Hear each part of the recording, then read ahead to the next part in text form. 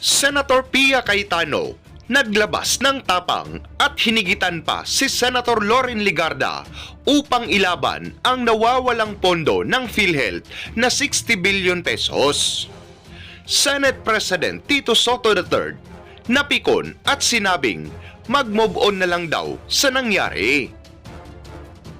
Ngunit Senator Pia Cayetano hindi nabagabag at iginiit na dapat ibigay ang pera ng PhilHealth na 60 billion pesos at wag na umanong pabayaran ulit sa mga taxpayers ang missing funds.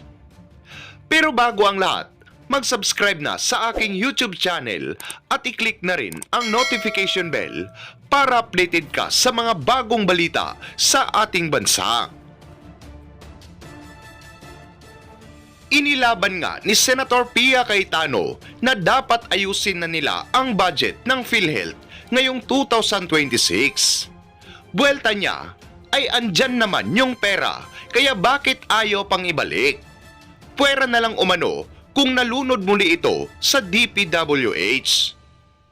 I was listening to Senator Alan's comments and the sponsor's response about having a 3-year plan to once and for all deliver the earmark amounts, no, sin tax amounts over the next 3 years. Ang sa akin naman, and I understand that our chairperson, Senator Sherwin Gatchalian, no one will question his ang kanyang kasipagan, his dedication, no, to come up with a good budget. But I'd like to propose that let's start the year 2026, right? Ibigay naman natin yung buong amount, 16B yung kulang. Kasi yun nga, 296 billion yung kulang. May 60B na binigay, so that's still mga 226, tama? Around 220 plus pa yung kulang. So over 3 years, that's going to be 70 billion. At least buuin natin, that's my appeal. Buuin naman natin para lahat tayo dito na gusto mangyari yun, lahat ng health advocates, lahat ng nangangako, and that's the DOH and PhilHealth na kaya nilang tuparin yung ZBB, give it a fighting chance by giving that entire amount for 2026. Deliver that entire amount, and that is 16 billion. Which for the record That is lacking. for the record it's 207 billion. At nilagay natin is ang kailangan ng PhilHealth according to Dr. Danz guys, the 147 plus the 60. Ang binibigay natin 130. So ang kulang natin for next year is 77. Well, just to be clear, yung pino-point out ng advocates and Dr. Danz is one of those, is yung shortage ng indirect contributions, no? Ang sa akin, but then the question will always be, where will you get the funds? Ito na nga yung funds. So I'm talking about the funding side. They're talking about what the law requires that you fund. The law requires that you fund these indirect contributors. Talagang tama yung numbers nila, kulang yan. I'm talking about may fund na nga eh. May fund na earmark, certified by BIR. Ibigay na lang. So I'm just saying that at the very, very least, because I honor the chairman's commitment to fix this over the next 3 years. Kaya lang, Mr. Chairman, 2 years ka na lang dito, di ka na senador. So paano tayo sa pangatlong taon? Kaya 2 years. Kaya 2 years.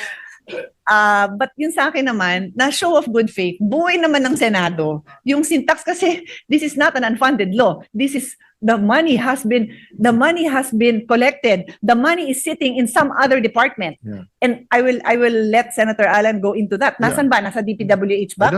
Nalunod ba yun sa flood control? The money is there. It's collected. So it's our job to make sure that i-deliver yan sa PhilHealth. Yun lang naman kasi I cannot be complicit to this disappearance of these funds that have been collected, BIR certified. And maybe for the people who are watching us, Senator Pia, we can explain why. Kasi kung every year, mag-argue pa tayo between what's urgent, what's important, and what's in FAD, mahirap. That's why nga nilagay sa batas yung earmarking. Because we know, sundin nyo lang yung earmarking, magkakaroon ng sufficient fund. Because we know, pag healthy ang citizenry, productive. Especially if you start sa primary health. Pero kung hindi healthy ang citizenry, kahit anong gawa mo ng airport, tourism, kahit, di ba, that's why nga EDCOM goes into stunting eh. Dahil nga, hindi lang naman yung tinuturo mo. Kamusta ang physical, emotional, mental na kalagayan ng bata pagpasok sa school. So, well taken yung interjection, but yun nga, yung sa akin naman ang point of view ko simple lang, no? How much ang kailangan talaga ng PhilHealth to be able to deliver the no billing kasi ang dami ng stress ng Pinoy eh. And yun nga, di ba, sorry kung sino mismo nagsabi nito, but we'll follow kung sino yung quote. Di ba yung sinasabing, hanggang sa upper middle class, you're one illness away from poverty. At talagang hindi mo malalaman kung saan kukunin mga ito, no? So, Mr. President, Mga vulnerable Yeah. sectors. I might forget lang, no? Because nga I'm speaking actually, Senator Joel and I are speaking for the whole 9-person minority. I haven't been in touch with Senator Bato, but katulad ng Mindanao Railway, every hearing binabanggit niya eh. So I'm doing my part to express his Alam wishes. ko na expropriate na yata yung lupa niya dun. Yeah. If I'm not mistaken. Yung bahay na bato, Yung bahay niya. tatamaan ng ng bahay ni Bato, hindi bahay ng na Bato. Bahay ni Bato tatamaan ng railway, which he gladly gave up for as long as matuloy yung project. So sa tanong naman ni Senator Robin, no, about I think some of the letters were sent to the subcommittee chairperson, Senator Pia. So I see it reflected naman, just for the record, no. So may additional 100 million, tama? Sa Yes. National Commission on Indigenous Actually, People. until 10 o'clock, nag-uusap pa ho kami ni Senator Pia. But I'll let Senator Pia answer that. And I will warn everyone, I am not as calm as the chairman when it comes to this topic. Because as I said during the defense of the budget, and I think all our colleagues can attest that in the 7 years that I've handled the budget, I follow our protocols. I'm very consistent. We give every agency the opportunity to make their appeals during the hearing or briefing. We give them a deadline so that we can include if they are able to comply and if they're able to satisfy the requirements, we include it in the committee report that we submit to the chairperson. May sulat na pinadala. Wala naman detalye. 200 million for mapping and cadastral survey and mapping. 200 million. Something like that. I always ask the agency to justify. Malay ko ba kung magkano magpa-mapping? Malay ko ba kung isang engineer lang gagawa nun? Malay ko ba kung mag-hire sila ng isang construction firm to handle that? And remember, with all the anomalies going on, we have to be careful. And I have colleagues, I don't know if they want to be mentioned, that they told me na ang daming kalokohan dyan. So it's my job to protect what we are endorsing. So yun lang naman hinihingi ko. Kailan ko natanggap yung breakdown ng 200 million? Kagabi, anong oras? Ngayon, this morning. Tapos magagalit sa akin ang colleague natin. It is my job to present to you a budget that I have been able to justify, that I have been able to vet. Now, what is the utilization rate? Common yan. Ask anyone here who has chaired a committee. Tatanungin ka ng chairman, what is the utilization rate? Yung budget nila last year, 9 million, 6 million. Ang utilization ng unang sinabi sa amin, 50% of 6 million. Tapos humingi sila sa NEP at binigyan sila ng 93 million. From 6, nag-jump sa 93. Oh, ang ganda naman nun, di ba? Hindi naman sila humingi ng mas marami. So dito sila ngayon humihingi. No problem, that is our job. Pero i-justify nyo naman sa akin ng maayos. So pag naglabi naman sa inyo ang mga agency, i-justify nyo lang naman. Yun lang naman ang sinasabi ko. So I can do my job well. Yun lang naman. Pero kinonsider ng ating chairman, dahil tayo naman lahat dito, nagmamalasakit naman sa mga IT. So I just want to point out that I am just doing my job. Yeah. Sana yung iba din, gawin din nila yung trabaho. Thank Sir you. President, ganyan na ganyan yung tatay namin. Na pag humingi kami ng pera, sesermonan ka na. Pero pag na-justify mo, ibibigay naman. So hindi ko na ididebate. I appreciate the work you're doing. At it's justified. You know, kung ang titingnan natin ay yung low utilization, wala tayong bibigyan na departamento kasi kalahati ng departamento natin, mababa yung utilization. Now, yung kadastre, yes, madaming anomalya, pero mas malaking anomalya yung nagkakamkam ng lupa at yung napapatituluhan nila sa pangalan nila nasa IP. So again, no, I appreciate both sides. I appreciate the side of Senator Robin. I appreciate the side of Senator Pia. Aminado naman si Senator Robin na Pero Mr. President, sorry, Yeah.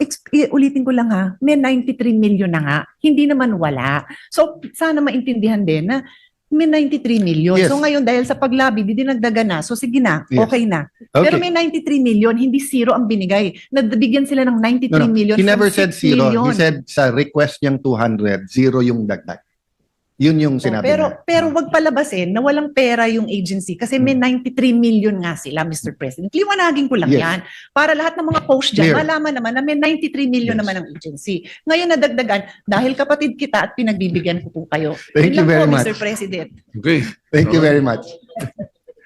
So Mr. President, ngayon naintindihan mo ba't siya nasa majority, ako nasa minority.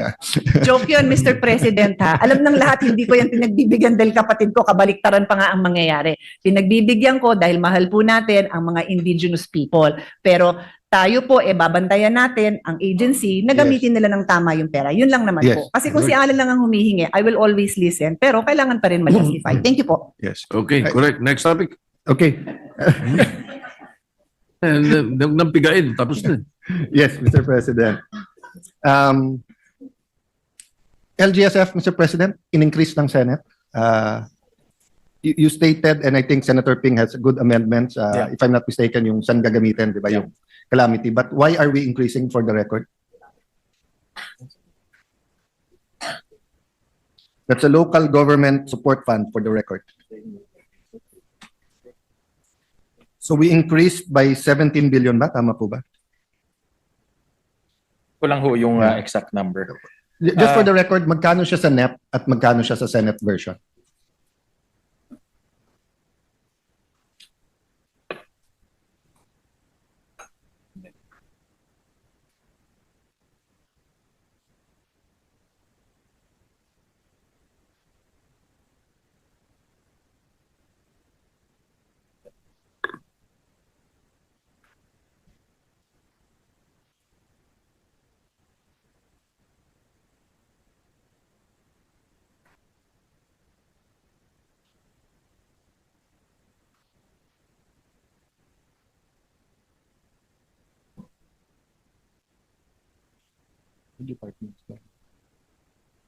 Ang nasa NEP po is about 16 billion at nasa dito po sa ating proposed second reading version is 38 billion, Mr. President. Sorry, from 16, tama ba? Yes, Mr. President. To 38, so that's 22 billion increase. Yes, Mr. Yeah. President. But given that this is the president's budget and they only said they needed 16, why are we giving them another 22 billion? Well, Mr. President, mayroong letter na pinadala dito ang ULAP, signed also by the League of Cities, League of Municipalities, League of Provinces, Liga ng mga Barangay, na nagre-request sila ng support, especially doon sa mga tinamaan po ng calamities, Mr. President. And also, nagre-request rin sila ng funding for their priority programs, lalo na yung nakapasok po sa RDC, Mr. President. I'm a big fan of all those leagues. No? My wife was also an officer of the League of Cities. But tayo naman, araw-araw, ngayon lang hindi kasi akala nila wala tayong session ngayon. Pero araw-araw naman, puno naman ang Senado ng governor, mayors, barangay captains. They would rather na idiretso sa kanila. So ba't hindi lang nating ilista kung sino yung mga tinamaan ng mga bagyo, lindol, etc.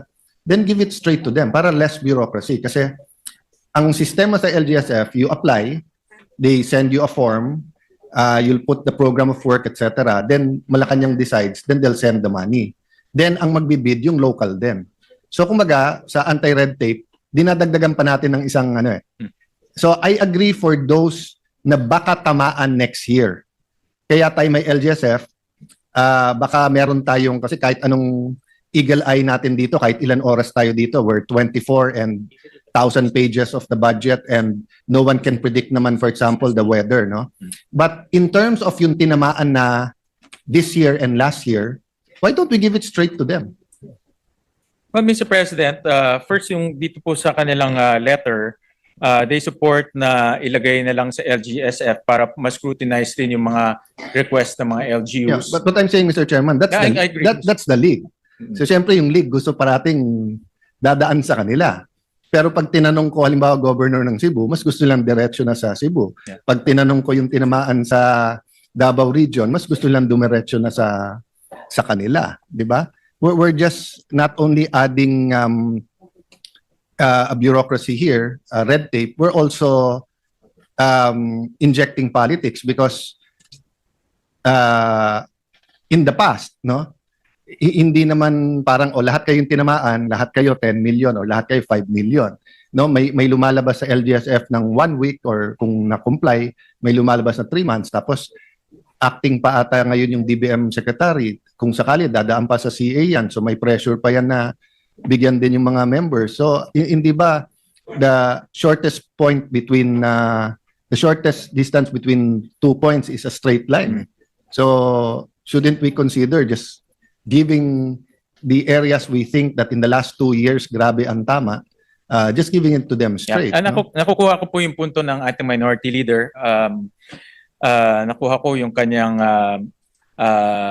direction na pabilisin po. Dito po sa LGSF, meron din silang mga filtering system. For example, dapat yung LGU rin ay utilization niya mabilis.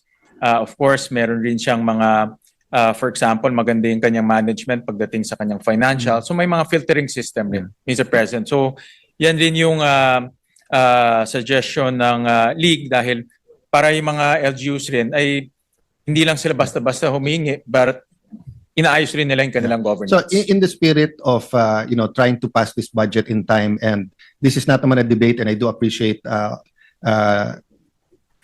the chairman being honest, I will just ask permission that the minority representatives in the BICAM will bring this up. Kasi usually, di ba, we defend kung ano ang ating version.